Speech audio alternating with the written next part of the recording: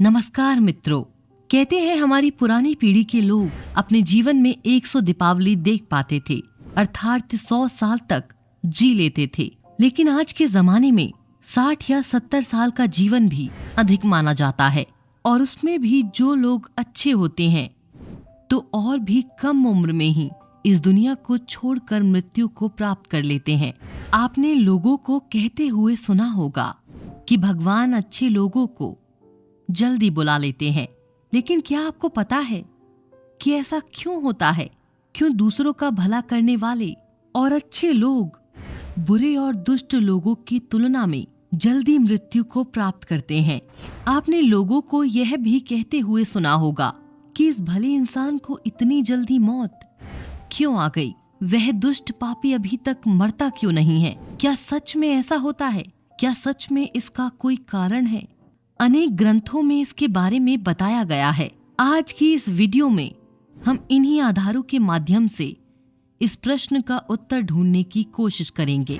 उससे पहले आप इस वीडियो को अपने दोस्तों को जरूर शेयर करें, क्योंकि ज्ञान और खुशियां बांटने से ही बढ़ती हैं। तो चलिए वीडियो शुरू करते हैं। श्रीमद् भगवद गीता में भगवान कहते हैं कि जिस व्यक्ति ने जन्म लिया है उसकी मृत्यु अवश्य ही होगी। और हमारे सनातन धर्म में भी माना जाता है किसी व्यक्ति के जन्म से पहले ही यह तय हो जाता है कि उसका जन्म कहाँ होगा, उसके माता पिता कौन होंगे, उसका विवाह किसके साथ होगा। यहाँ तक कि यह भी तय होता है कि उसकी मृत्यु कहाँ और कब होगी। सभी धर्मों में मृत्यु को एक अटल सत्य माना गया है, और जिसने जन्म लिया है उसे एक न एक दिन मरना भी पड़ता है। किसी का जीवन या मृत्यु भगवान के हाथों में होती है। आपने यह तो जरूर सुना होगा कि जितनी चाबी भरी राम ने उतना चले खिलौना, अर्थात हम वो खिलौना है जिसकी चाबी भगवान के हाथों में होती है, और सभी चीज उनकी इच्छा से ही होती है। हिंदू धर्म में मान्यता है कि भगवान हर अच्छे मनुष्य को किसी न किसी उद्देश्य के साथ ही इस मृत्युलोक में भेजते हैं, और जब वह उद्देश्य जल्दी पूरे हो जाते हैं तब भगवान उन्हें वापस बुला लेते हैं। अर्थात अच्छे लोगों की मृत्यु भी उनके अच्छे कर्मों पर निर्भर करती है। कलयुग के लक्षण में ये भी बताया गया है कि इस युग में पापी अधिक वर्ष तक जिएंगे और पुण्य आत्मा जल्दी इस लोक को त्याग कर देंगे। इसके अलावा आपको यह भी बता दूं कि जो लोग यह कहते हैं कि मरने के बाद इंसान खाली हाथ जाता है, उन्हें यह जान लेना चाहिए कि 3 चीजें ऐसी हैं जो मरने के बाद भी उसके साथ जाती हैं। एक है सचित कर्म, दूसरा है स्मृति, और तीसरी है जागृति। इसलिए आप अब किसी से यह मत कहना कि आप खाली हाथ आए थे और खाली हाथ जाएंगे। हमें कई बार लगता है कि कुछ भले लोग या हमारे परिजन थे जो भले थे, कभी किसी का बुरा नहीं किया था, कभी किसी को सताया नहीं था, फिर भी भगवान ने उनको अपने पास इतनी जल्दी क्यों बुला लिया? उन्हें तो अच्छे कर्मों के बदले में ज्यादा जीना चाहिए था, तो भगवान ने ऐसा क्यों किया? आइए इस बात को समझते हैं। आपने कई प्राचीन कथाओं में सुना होगा, जब कोई ऋषि मुनि या भगवान किसी अप्सरा या देवता पर क्रोधित होते थे तो उसे सजा के तौर पर पृथ्वीलोक यानी मृत्यु लोक में जन्म लेने का श्राप देते थे।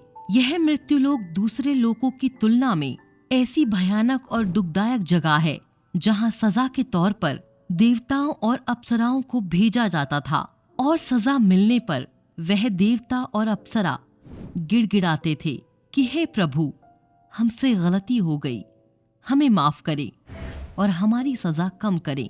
यह मृत्युलोक समस्त ब्रह्मांड में ना तो अच्छी जगह है और ना बुरी जगह है। आप इसे कर्म भूमि भी कह सकते हैं, और कर्मों के हिसाब से ही आपकी आगे की यात्रा तय होती है। जब हम जन्म लेकर यहाँ आते हैं तो हमें इस मृत्युलोक के मायाजाल और मोह माया घेर लेती है, और हमें यह मृत्युलोक अच्छा लगने लगता है। हमें इस मृत्युलोक के यहाँ रहने वाले लोगों से मोह हो जाता है। हम इस मृत्युलोक को छोड़कर नहीं जाना चाहते हैं, और हमारा कोई साथी जब इस लोक को छोड़कर चला जाता है तब भी हमें दुख होता है।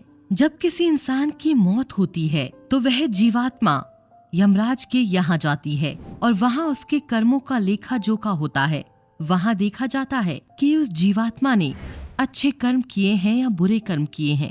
अगर किसी जीवात्मा ने मृत्यु लोक में बहुत बुरे कर्म किए हैं, बहुत ज्यादा लोगों को सताया है, लूटा है, दुख पहुंचाया है, तो उसे दूसरे जन्म में उन सभी के साथ हिसाब चुकता करना पड़ता है और उसी कारण उस जीवात्मा को लंबा जीवन काल मिलता है।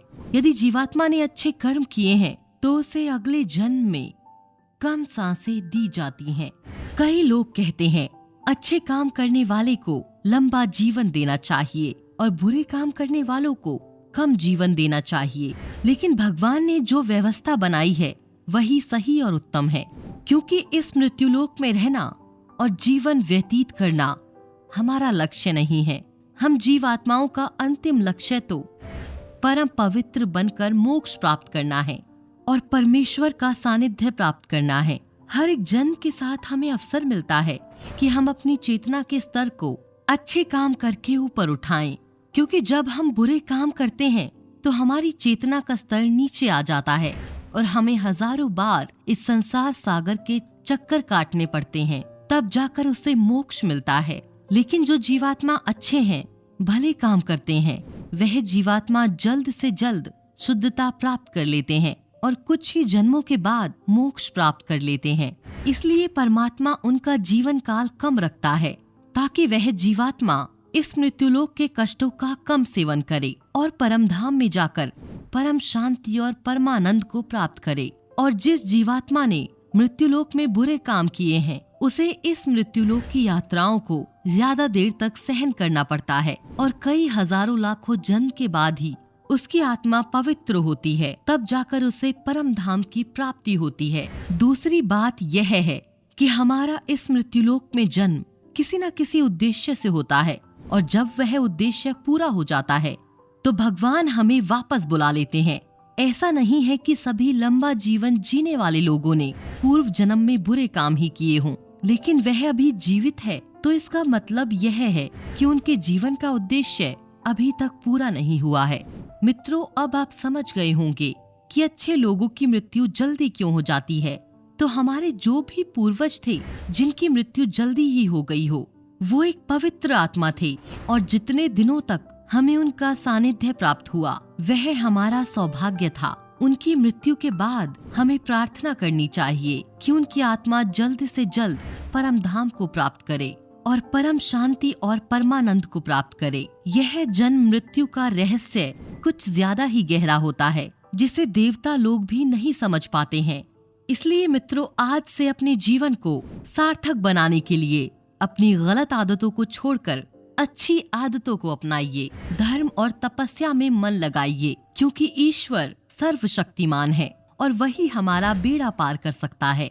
मित्रों, हम आशा करते हैं कि आज की यह वीडियो आपको पसंद आई होगी, तो वीडियो को शेयर जरूर करें, क्योंकि हमारा मकसद है कि हमारे धर्म का प्रचार हो और अधिक से अधिक लोग इसका लाभ उठाएं। इसलिए 5 लोगों तक यह वीडियो जरूर पहुंचाइए। मिलते हैं अगले वीडियो में, तब तक के लिए अपना और अपनों का ख्याल रखें। जय श्री कृष्ण।